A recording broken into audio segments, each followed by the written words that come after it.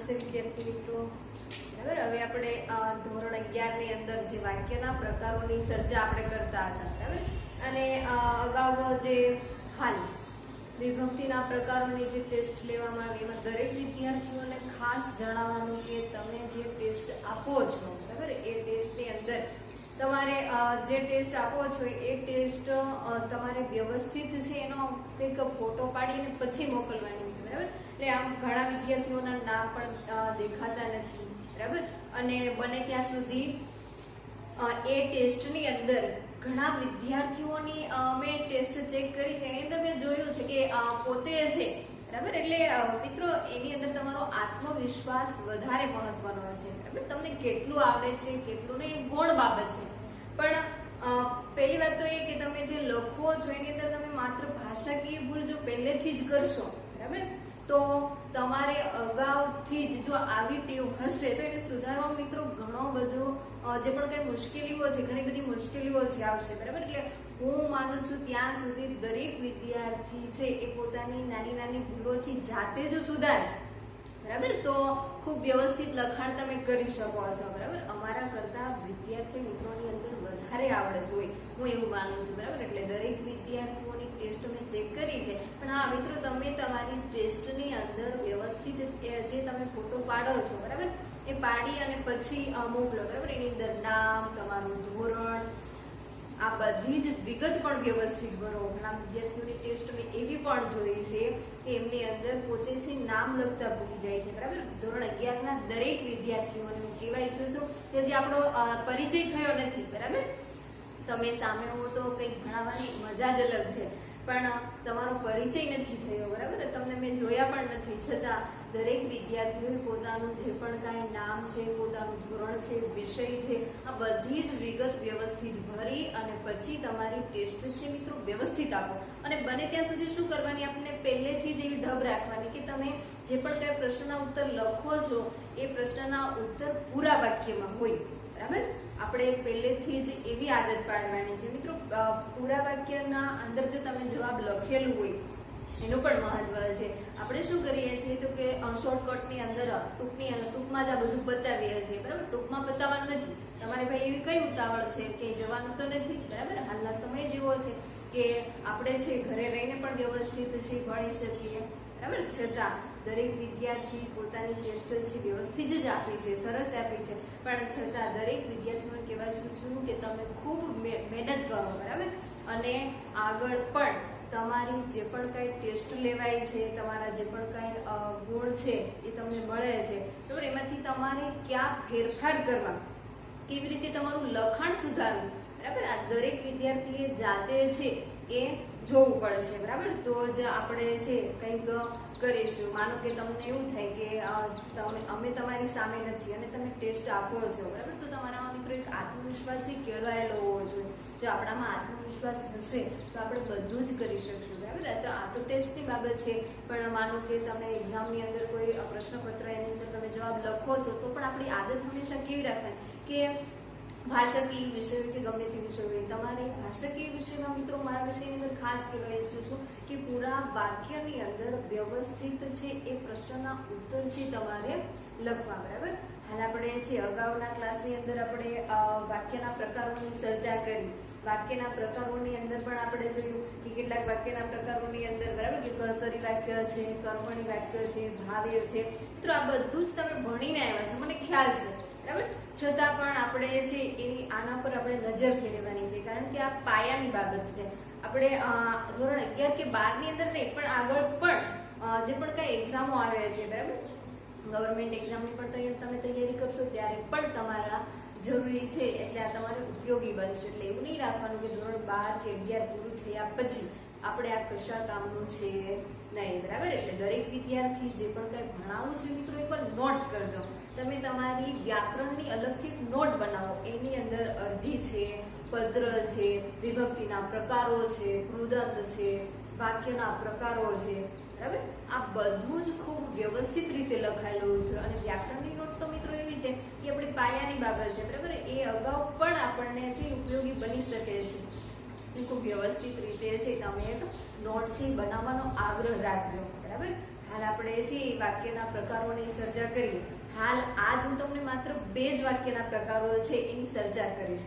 બરાબર? ચાલો હવે અગાઉના ક્લાસની અંદર જે કર્મણી અને કર્તરી ભાવે વાક્ય રચના આપણે જોઈ એની અંદર હું માનું છું ત્યાં સુધી દરેક વિદ્યાર્થીઓને છે એ પોતે છે એ સમજી શક્યા છે, કારણ કે અગાઉ પણ તમે માનું છું ત્યાં સુધી આ બધું ભણીને આવ્યા છે. હવે મિત્રો આપણે જે વાક્યના પ્રકારોની અંદર આજે પ્રેરક વાક્ય રચનાની છે એ વાત કરવાની છે. બરાબર? પ્રેરક વાક્ય રચના. હવે પ્રેરક વાક્ય રચનાની અંદર આપણે સામાન્ય રીતે જોઈએ તો માનો કે પ્રેરક વાક્ય રચનાનું નામ જ એવું છે, પ્રેરક. એટલે કે તમે છે એ પોતે નહીં, બરાબર, તમે પોતે કામ કરો છો અને પોતે ક્રિયા કરીને આપણને બીજાને છે કરતા કે તમે છે માનો કે કોઈ વાક્ય અવારનવાર બોલતા જ આપણા સામાન્ય જીવનની અંદર જોવામાં આવે તો એવું પણ બને કે એ જે પણ કાંઈ વાક્યો છે એ દિવસની અંદર આપણે ઘણી બધી વાર છે એનો ઉલ્લેખ કરતા હોઈએ છીએ, છતાં આપણે ખ્યાલ નથી હોતો કે આ કઈ વાક્ય રચના છે, આપણે એનું ધ્યાન પણ આપતા નથી. બરાબર? આ પ્રેરક વાક્ય રચના છે મિત્રો. એનું નામ શું છે? પ્રેરક. કોઈ પ્રેરણા આપે છે, તમે પોતે નથી કરતા પણ તમે કોઈ બીજાને કહો છો કે ભાઈ તું આ કામ કર. બરાબર? એટલે અહીંયા પ્રેરક વાક્ય રચનાની અંદર શું હશે તો કે પોતે વ્યક્તિ પોતે છે કરતા પોતે ક્રિયા નથી કરતો પણ કરતા કોઈ પાસે ક્રિયા કરાવે છે, કોઈને પ્રેરણા આપે છે કે તું આ કાર્ય કર. બરાબર? આપણે એની વ્યાખ્યા જોઈશું. બરાબર? કે વ્યાખ્યા જોઈને ખ્યાલ આવશે કે પ્રેરક વાક્ય રચના છે કોને કહેવાય. ક્રિયાપદમાં જ્યારે ક્રિયા કરવા માટે, શું કીધું છે? ક્રિયા કરવા માટે, જ્યારે ક્રિયા કરવા માટે પ્રેરવાનું. બરાબર? જો શું કીધું? ક્રિયાપદમાં જ્યારે, ક્રિયાપદની અંદર જ્યારે ક્રિયા કરવા માટે કોઈને પ્રેરવામાં આવે, શું કીધું છે? ક્રિયા કરવા માટે. બરાબર? પ્રેરવાનો અર્થ હોય ત્યારે તે વાક્ય રચનાને પ્રેરક વાક્ય રચના કહે છે. મિત્રો ફરીવાર જો તમે નોટ કરતા હો તો હું ફરીવાર કહું છું કે પ્રેરક વાક્ય રચના એટલે શું?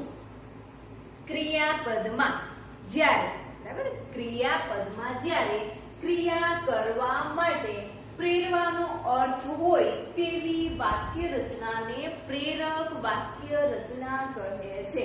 બરાબર? ક્રિયાપદની અંદર છે એ જ્યારે ક્રિયા માટે કે તમે આ ક્રિયા કરો, બરાબર, આપણે કોઈને પ્રેરણા આપીએ છીએ, આપણે કોઈને કામ કરવા માટે કહીએ છીએ, એટલે આ વાક્ય રચના કેવી થઈ ગઈ? પ્રેરક વાક્ય રચના. બરાબર? એની અંદર જો અહીં શું કીધું કે ક્રિયા કરવા માટે પ્રેરવાનો અર્થ હોય ત્યારે તેવી વાક્ય રચનાને પ્રેરક વાક્ય રચના છે એ કહે છે. બરાબર?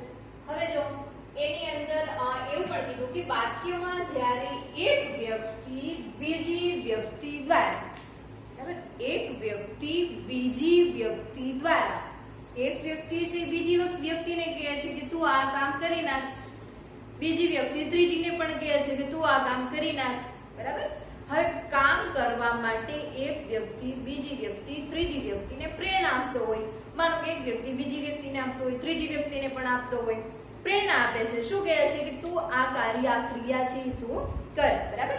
એકવાર જોઈએ વાક્યમાં જ્યારે એક વ્યક્તિ દ્વારા, શું કીધું છે? એક વ્યક્તિ દ્વારા બીજો એક વ્યક્તિ બીજી વ્યક્તિને, બીજી વ્યક્તિ દ્વારા ત્રીજી વ્યક્તિને ક્રિયા કરવા માટે પ્રેરણા આપે ત્યારે તેવી વાક્ય રચનાને પુનઃ પ્રેરક અથવા દ્વિતીય પ્રેરક વાક્ય તરીકે ઓળખવામાં આવે છે. આપણે છે માત્ર શું કહે છે કે પ્રેરક વાક્ય રચના એટલે શું? બરાબર? તો પ્રેરક વાક્ય રચનાની અંદર આપણે એવું કહીએ છીએ કે એક વ્યક્તિ બીજી વ્યક્તિને પ્રેરણા આપે છે ત્યારે પ્રેરક વાક્ય બને. અહીંયા શું કીધું કે ક્રિયાપદમાં જ્યારે ક્રિયા કરવા માટે પ્રેરવાનો અર્થ દર્શાવતું હોય તેવી વાક્ય રચનાને પ્રેરક વાક્ય રચના કહેવામાં આવે છે. અહીંયા શું કીધું? પુનઃ પ્રેરક. પુનઃ પ્રેરક એટલે કે એક વ્યક્તિ બીજી વ્યક્તિ દ્વારા ત્રીજી વ્યક્તિને શું કરે છે? પ્રેરણા આપે છે, અથવા દ્વિતીય પ્રેરણા. બરાબર? એટલે કે એક વ્યક્તિ, જો શું કીધું છે? પુનઃ પ્રેરક વાક્ય. મિત્રો એવું મોટા ભાગે જોવા નથી આવતું કે પુનઃ પ્રેરક કોને કહેવાય ને પ્રેરક વાક્ય કોને કહેવાય ને. અહીંયા તો માત્ર શું તમારે શીખવાનું છે? તો કે પ્રેરક વાક્ય કોને કહેવાય? બરાબર. માનો કે તમને કોઈ સાદું વાક્ય આપેલું છે અને સાદા વાક્યની અંદર તમને એવું કીધું છે કે આ વાક્યને તમારે પ્રેરક વાક્ય બનાવવાનું છે. બરાબર. તમારે પ્રેરક વાક્ય બનાવવાનું છે તો તમે શું કરશો? બરાબર. એમાં વ્યક્તિ પોતે ક્રિયા કરે છે અને પ્રેરક વાક્યની અંદર એ વ્યક્તિ પોતે ક્રિયા નહીં કરે, બીજી વ્યક્તિને કહેશે કે તું આ ક્રિયા કર. બરાબર. જોઈએ, એક વ્યક્તિ બીજી વ્યક્તિ દ્વારા ત્રીજી વ્યક્તિને ક્રિયા કરવા માટે પ્રેરણા આપે છે. શું કીધું? એક વ્યક્તિ બીજી વ્યક્તિ દ્વારા ત્રીજી વ્યક્તિને પ્રેરણા કરવા માટે, એટલે કે પ્રેરણા કરવા માટે આપે છે. બરાબર. એ પ્રેરણા આપે ત્યારે તેવા વાક્યને પુનઃ પ્રેરક અથવા દ્વિતીય પ્રેરક વાક્ય કહે છે. આ તો માત્ર તમારી જાણ માટે લખેલું છે કે પુનઃ પ્રેરક વાક્ય કોને કહેવાય? તો આપણને ખ્યાલ આવે કે એક વ્યક્તિ છે એને શું કર્યું? બીજી વ્યક્તિને કીધું અને બીજી વ્યક્તિ દ્વારા ત્રીજી વ્યક્તિને કહેવામાં આવે. ત્રીજી વ્યક્તિને ક્રિયા કરવા માટે પ્રેરણા આપે છે ત્યારે તે વાક્યને પુનઃ પ્રેરક પણ કહેવાય અને દ્વિતીય પ્રેરક પણ કહેવાય. કારણ કે એ વ્યક્તિ છે એકા બીજીને કહે છે કે તું આ ક્રિયા કર. એક વ્યક્તિ છે બીજીને કહે છે, બીજી છે ત્રીજીને કહે છે કે તું આ ક્રિયા કર. બરાબર. તો દ્વિતીય પ્રેરક અથવા પુનઃ પ્રેરક વાક્ય છે કહેવામાં આવે છે. જો મિત્રો આપણે એનું ઉદાહરણ પણ જોઈશું કે સાદું વાક્ય છે તમારી સામે મેં આપેલું છે. બરાબર. બાપુજી પત્ર લખે છે. બાપુજી આ વાક્યની અંદર મિત્રો આ વાક્ય છે સાદું છે. કેવું છે? સાદું વાક્ય છે. એ વાક્યની અંદર બાપુજી પોતે ક્રિયા કરે છે. શું કરે છે? બાપુજી પોતે ક્રિયા કરે છે. ફરીવાર કહું છું મિત્રો, પ્રેરક વાક્ય એટલે શું? પ્રેરક. આપણે શબ્દ પકડી રાખવાનો. પ્રેરક એટલે કે પોતે ક્રિયા કરતો નથી. તમને કોઈ સાદું વાક્ય આપેલું છે તો એની અંદર એક વ્યક્તિ બીજી વ્યક્તિને કહેશે કે આ ક્રિયા તું કર. બરાબર. તો શું કીધું? કે ક્રિયાપદમાં જ્યારે ક્રિયા કરવા માટે પ્રેરણા પૂરી પાડવામાં આવે તે વાક્યને પ્રેરક વાક્ય કહેવામાં આવે છે. બરાબર. તો અહીંયા જે તમારી સામે સાદું વાક્ય લખેલું છે, બાપુજી પત્ર લખે છે. બાપુજી પોતે ક્રિયા કરે છે એટલે વાક્ય કેવું છે? સાદું વાક્ય. હવે મિત્રો સાદું વાક્ય મેં લખેલું તો છે પણ ઘણાને ખ્યાલ નહીં હોય કે સાદું વાક્ય કોને કહેવાય. બરાબર. તો સાદું વાક્ય એટલે શું? તો કે માત્ર ઉદ્દેશ્ય કર્તા વિશે જ વાત કરેલી હોય, એનાથી વિશેષ કોઈ વિશે વાત જ નથી કરી, એની અંદર કોઈ સંયોજકો પણ નથી. બરાબર. તો વાક્ય કેવું છે? સાદું છે. હું તમને આગળ સાદું, સંપૂર્ણ, સંયુક્ત આ વાક્યની ચર્ચા કરીશ ત્યારે તમને ખ્યાલ આવશે કે સાદું વાક્ય કોને કહેવાય, સંકુલ કોને કહેવાય, સંયુક્ત કોને કહેવાય. બરાબર. એટલે વાક્ય વિશેની ચર્ચા છે આપણે અગાઉ કરશું. આ જે સાદું વાક્ય છે, બરાબર. હવે સાદું વાક્ય શા માટે આપેલું છે? તો તમને ખ્યાલ આવે કે સાદા વાક્યમાંથી તમને પ્રેરક વાક્ય બનાવવાનું કે. બરાબર. તો તમે કેવી રીતે બનાવશો? માનો કે તમને તમારી સામે પાઠ્ય પુસ્તકનું કોઈ મેં સાદું વાક્ય આપેલું છે તો હવે તમારે શું કરવાનું છે? એને પ્રેરક વાક્ય બનાવવાનું છે. બાપુજી પત્ર લખે છે. અહીંયા બાપુજી પોતે ક્રિયા કરે છે. બરાબર. બાપુજી અહીંયા કોઈ પાસે ક્રિયા કરાવતા નથી. હવે જ્યારે એ જ બાપુજી બીજા પાસે ક્રિયા કરાવશે ત્યારે એ વાક્ય કેવું બનશે? પ્રેરક વાક્ય બનશે. બરાબર. એટલે આપણે જોઈએ આ વાક્યને આપણે શું કરવાનું છે?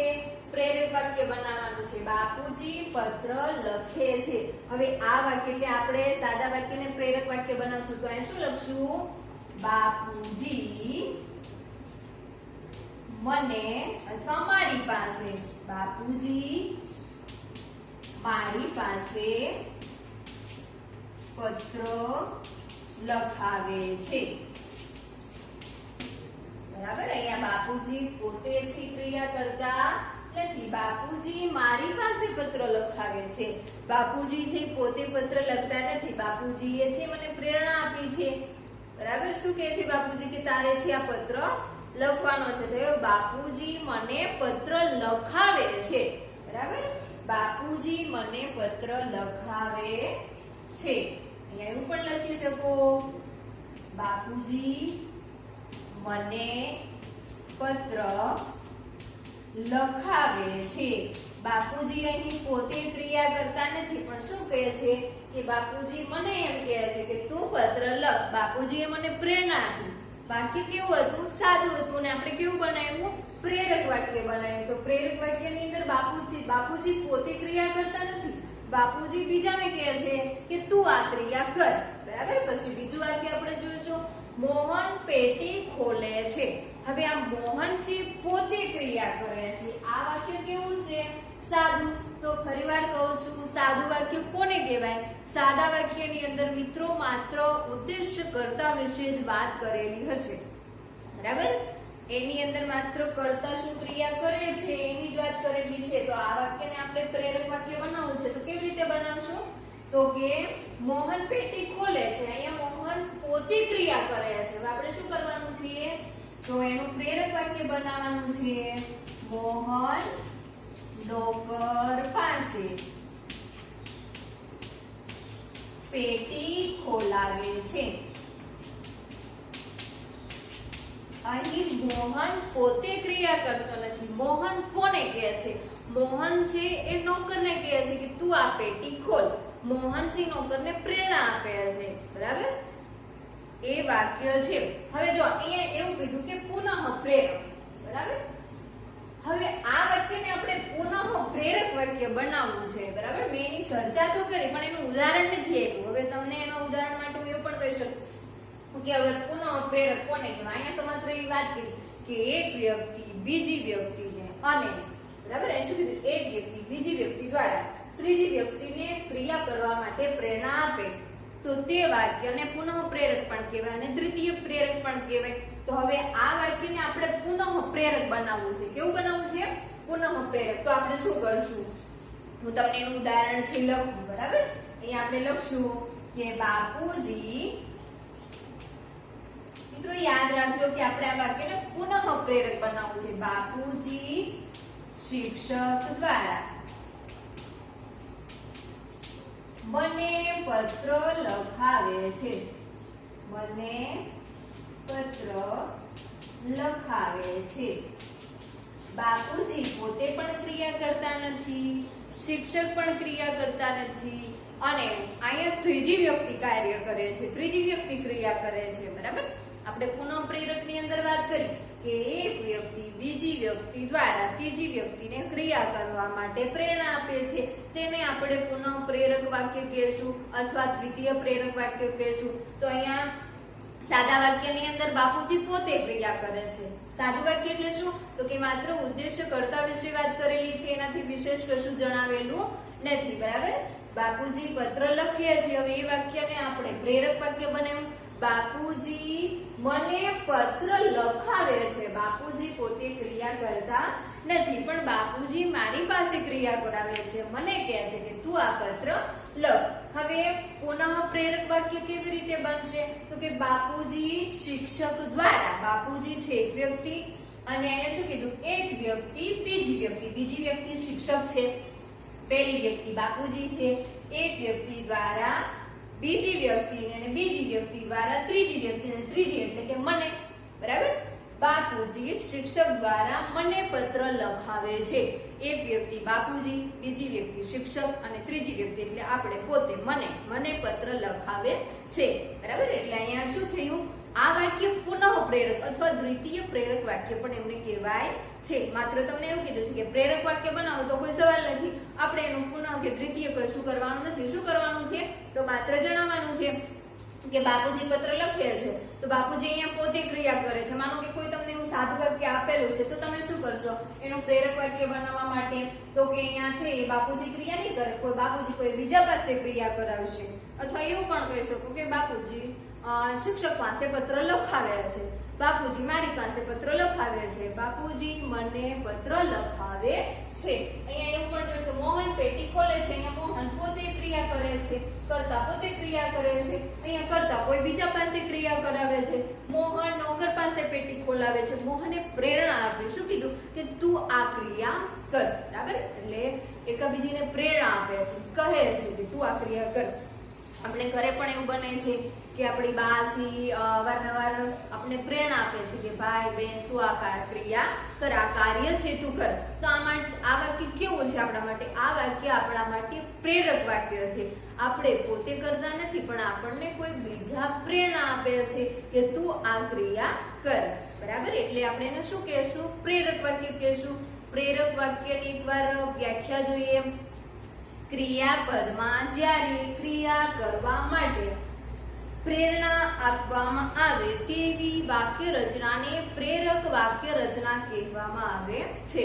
હવે પુનઃ પ્રેરક કોને કહેવાય? તો કે એક વ્યક્તિ બીજી વ્યક્તિ દ્વારા ત્રીજી વ્યક્તિને પ્રેરણા આપવા માટે આવે છે કે તું આ ક્રિયા કર, તો એ ક્રિયાને એટલે કે એ વાક્યને દ્વિતીય અથવા પુનઃ પ્રેરક વાક્ય કહે છે.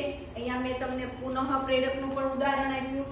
એક વ્યક્તિ બાપુજી, બીજી વ્યક્તિ શિક્ષક અને ત્રીજી વ્યક્તિને કીધું કે તું આ ક્રિયા કર, એટલે મને કીધું, બરાબર. એટલે એમ કીધું કે બાપુજી શિક્ષક દ્વારા મને પત્ર લખાવે છે. અહીંયા બે વ્યક્તિનો સમાવેશ થઈ ગયો અને ત્રીજી એટલે હું, મને, બરાબર. બાપુજી મને પત્ર લખાવે છે.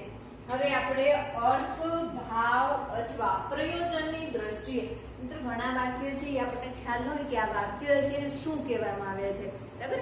માત્ર છે આપણે એમ જોતા હોઈએ કે આ વાક્યની અંદર આપણને ખ્યાલ નથી કે આ વાક્ય કેવું છે, એનો જે પણ કાંઈ ઉચ્ચારણ છે વારંવાર આપણે કરતા હોઈએ છીએ છતાં આપણને ખ્યાલ નથી કે આ વાક્યને શું કહેવાય, બરાબર. આપણે એવા વાક્યનો આપણે પરિચય મેળવીએ, બરાબર. એટલે દરેક વિદ્યાર્થી નોટ કરજો કે આ વાક્યને શું કહેવાય છે, અર્થ, ભાવ અથવા પ્રયોજનની દ્રષ્ટિએ, બરાબર. આપણે એવા ઘણા બધા વાક્યોનું પ્રયોજન કરીએ છીએ પણ આપણને ખ્યાલ નથી કે આ વાક્યને શું કહેવાય છે, બરાબર. આપણે એકવાર જોઈ લઈએ કે પુનઃ પ્રેરક વાક્ય પછી અર્થ, ભાવ અથવા પ્રયોજનની દ્રષ્ટિએ. હવે જો પ્રયોજનની દ્રષ્ટિએ નિવેદક વિધાન વાક્ય શું છે? નિવેદક વિધાન વાક્ય. હવે મિત્રો નિવેદક વિધાન વાક્ય કોને કહેવાય, બરાબર.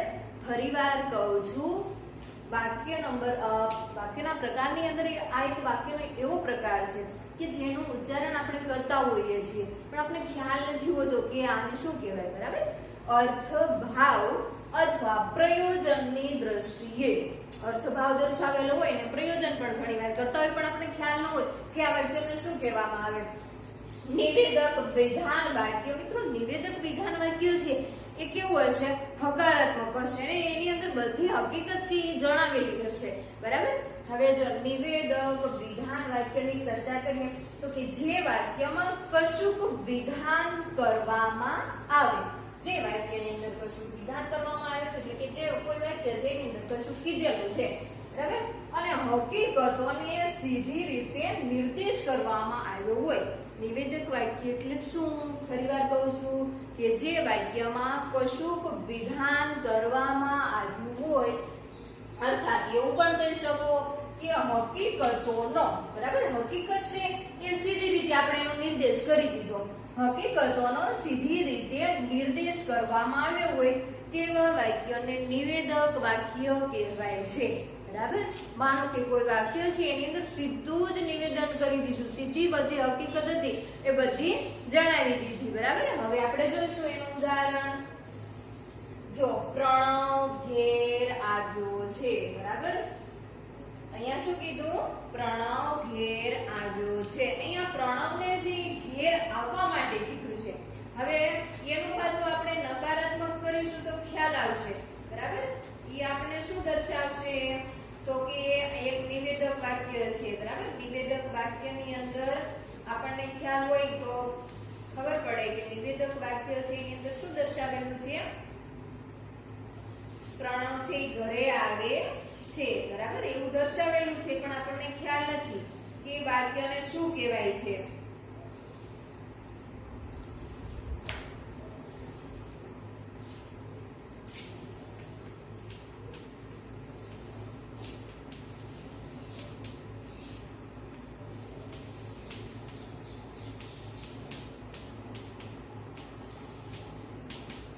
જો તો બરાબર. અહીંયા શું કીધું ઉદાહરણની અંદર?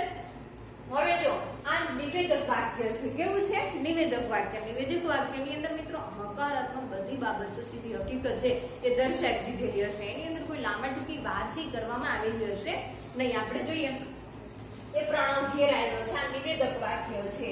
નિવેદક વાક્ય શા માટે? તો અહીંયા શું કીધું? કે જે વાક્યમાં કશુંક વિધાન કરવામાં એટલે કશું કંઈ કહેવામાં આવ્યું હોય અને હકીકતોને સીધી રીતે છે એ નિર્દેશ કરવામાં આવ્યો હોય તેવા વાક્યને નિવેદક વાક્ય કહેવાય છે. નિવેદક એટલે કે પ્રણવ ઘેર આવ્યો છે, બરાબર. અને આનું પાછું આપણે નિષેધક વાક્ય કરી તો કે પ્રણવ ઘેર આવ્યો નથી અથવા પ્રણવ ઘેર ન આવ્યો, બરાબર. આ વાક્ય કેવું થઈ ગયું સીધું તો કે નિષેધક વાક્ય થઈ ગયું, બરાબર. અને પહેલું વાક્ય કેવું હતું નિવેદક, એની અંદર જેવી હકીકત હતી એવી આપણે સીધી રીતે દર્શાવી દીધી, બરાબર. હવે વિધિ વાક્ય અથવા વિધાન વાક્ય, જો વિધિ વાક્ય અને વિધાન વાક્ય કોને કહેવાય તો કે વિધિ અને વિધાન વાક્ય એક જ થાય. હકારનો અર્થ દર્શાવતા વાક્યને વિધિ વાક્ય કહે છે. હકારનો અર્થ દર્શાવે છે. આ હકારનો અર્થ દર્શાવે એવું વાક્ય છે પ્રણવ ઘેર આવ્યો છે. આમાં કોઈ નકારાત્મક બાબત દર્શાવેલી નથી. હા, નિષેધક વાક્યની અંદર આપણે એવું કહી શકીએ, બરાબર. જો વિધિ વાક્ય અથવા વિધાન વાક્ય એની અંદર હકારનો અર્થ દર્શાવતા વાક્યને વિધિ વાક્ય અથવા વિધાન વાક્ય કહેવામાં આવે છે. વિધિ વાક્ય કહેવામાં આવે છે. શા માટે તો એની અંદર શું હશે હકારનો અર્થ દર્શાવેલો હશે, બરાબર. હવે આની અંદર શું છે નિષેધક વાક્યની અંદર હકારાત્મક બાબત નહીં પણ નકારાત્મક દર્શાવેલી હશે. કેવી દર્શાવેલી હશે નકારાત્મક, બરાબર. આપણે જોઈએ વિધિ વાક્ય, બરાબર. વિધિ વાક્ય કોને કહેવાય હકારનો અર્થ દર્શાવતો હોય. જો આ હકારાત્મક વાક્ય છે. કેવું છે હકારાત્મક? કેમ તો કાંઈ એવું કીધું છે પ્રણવ ઘેર આવ્યો છે અને પ્રણવ ઘેર ન આવ્યું તો આ વાક્ય કેવું બને નિષેધક વાક્ય બને, બરાબર. આની અંદર સીધી હકીકત દર્શાવીને આની અંદર વાક્યમાં નકારાત્મક ભાવના છે ઊભી કરી, બરાબર. હવે જો કસરતમાં જવાથી મને નુકસાન થયું, આ જે વાક્ય છે એની અંદર નકારાત્મક વાત દર્શાવી, બરાબર. કસરતમાં જવાથી મને નુકસાન થયું. નિષેધક નકારાત્મક વાક્ય, નિષેધક નકારાત્મક વાક્ય કોને કહેવાય તો કે પ્રણવ ઘેર ન આવ્યો. આ વાક્ય કેવું થઈ ગયું નિષેધક એટલે કે નકારાત્મક વાક્ય કહેવાય છે, બરાબર. આની અંદર વાક્યની અંદર આપણે નકારાત્મકતા દર્શાવી. હવે પ્રણવ ઘેર આવ્યો છે આની અંદર હકારાત્મક છે એટલે કે હકીકતોનો સીધો નિર્દેશ કર્યો છે, બરાબર. હકીકતોનો સીધો નિર્દેશ કરી દીધો એટલે વાક્ય કેવું બને છે વાક્ય છે એ વિધિવાચક બને છે, બરાબર. વિધિવાચક કોને કહેવાય તો કે હકારનો અર્થ દર્શાવતો હોય. હવે જો નિષેધક નકારાત્મક વાક્ય તો કે પ્રણવ ઘેર ન આવ્યો, કસરતમાં જવાથી મને ફાયદો નથી, બરાબર. કસરતમાં જવાથી મને ફાયદો થયો નથી. આ વાક્ય કેવું છે અહીં ના પાડી છે કે કસરતમાં જવાથી મને ફાયદો થયો નથી. શું ભાઈ કસરતમાં જવાથી ફાયદો ન થાય? થાય જ નહીં, બરાબર. એટલે અહીંયા શું કીધું છે નકારાત્મકતા દર્શાવી. એટલે વાક્ય આપણે નકારાત્મક શા માટે દર્શાવ્યું તો આપણે ખ્યાલ માટે કે નિષેધક વાક્ય એટલે કે નકારાત્મક વાક્ય કોને કહેવાય હકારાત્મક વાક્ય એટલે કે જેની અંદર હકારાત્મકતાની અંદર સીધી હકીકતોનો નિર્દેશ કરવામાં આવ્યો હોય અને નિષેધક એટલે કે નકારાત્મક વાક્યની અંદર કેટલીક નકારાત્મક બાબતો દર્શાવે. પ્રણવ ઘેર ન આવ્યો, કસરતમાં જવાથી ફાયદો થયો નથી. કસરતમાં જવાથી તો ફાયદો જ થાય ને, બરાબર. પણ આ વાક્ય કેવું છે એની અંદર આપણે માત્ર નકારાત્મકતા દર્શાવેલી છે, બરાબર. એટલે હું માનું છું ત્યાં સુધી આ માત્ર બે જ વાક્યના પ્રકારો આપણે જોયા. એની અંદર આ પેટા પ્રકાર છે વિધિ વાક્ય, વિધાન વાક્ય, નિષેધક અને નકારાત્મક વાક્ય, બરાબર.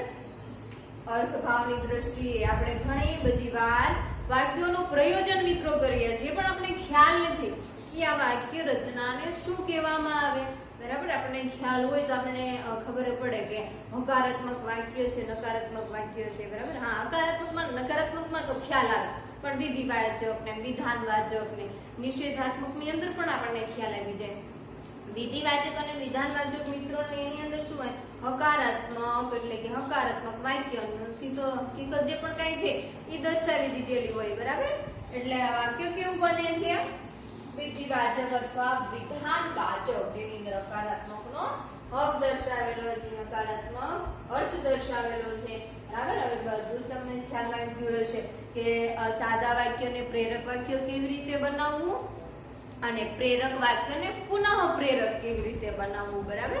આ પુનઃ પ્રેરક પુનઃપ્રેરકનું તો માત્ર તમને ઉદાહરણ જ આપ્યું છે. આપણે પુનઃપ્રેરક બનાવવાનું નથી. આપણને ખ્યાલ આવે કે પુનઃપ્રેરક કોને કહેવાય. બરાબર, એક વ્યક્તિ બીજીને કહે છે, બીજી છે ત્રીજીને કહે છે, ત્રીજી વ્યક્તિ પોતે ક્રિયા કરશે. આ વાક્ય કેવું? દ્વિતીય અથવા પુનઃપ્રેરક કહેવાય. પ્રેરક વાક્ય કોને કહેવાય? તો કે એની અંદર માત્ર વ્યક્તિ પોતે ક્રિયા નથી કરતો, પણ કોઈને કહે છે. મોહન પેટી ખોલે છે, મોહન પોતે પેટી ખોલે છે, અને મોહન પ્રેરણા આપે છે, મોહન નોકર પાસે પેટી ખોલાવે છે. બરાબર, એટલે હવે દરેક વિદ્યાર્થીને ખ્યાલ આવી ગયો છે કે આ બે વાક્યની ચર્ચા કરી. મિત્રો નોટ કરી લેજો એકવાર, કે જેથી કરીને તમને યાદ રહે કે પુનઃપ્રેરક કોને કહેવાય, પ્રેરક કોને કહેવાય. અર્થભાવની દ્રષ્ટિએ અર્થભાવ અથવા પ્રયોજનની દ્રષ્ટિએ કેવા વિધાનોનો આપણે હંમેશા ઉપયોગ કરીએ છીએ. બરાબર, પણ છતાં આપણે ખ્યાલ નથી હોતો કે આને શું કહેવાય. બરાબર, એટલે વાક્યના પ્રકારોની હાલ આપણે છે એ બે વાક્યને પ્રકારોની ચર્ચા કરી. બરાબર, આવી જ રીતે બધા જ વાક્યો છે આપણે જોવાના છે. આપણે ખ્યાલ આવે કે વાક્યની અંદર ઘણા બધા વાક્યના પ્રકારો છે. બરાબર, કોને શું કહેવાય એ તો આપણને સામાન્ય રીતે ખ્યાલ હોવો જ જોઈએ. બરાબર, કારણ કે આપણી એક પાયાની બાબત છે. એટલે હવે દરેક વિદ્યાર્થી પોતે નોટ કરી લે અને ખૂબ જ મહેનત કરે. બરાબર, હાલ આપણી પાસે ઘણો બધો સમય છે ઘરે, એટલે દરેક વિદ્યાર્થી પોતે છે એ વાંચવામાં લખવામાં કોઈ પણ પ્રકારની આળસ કરે નહીં.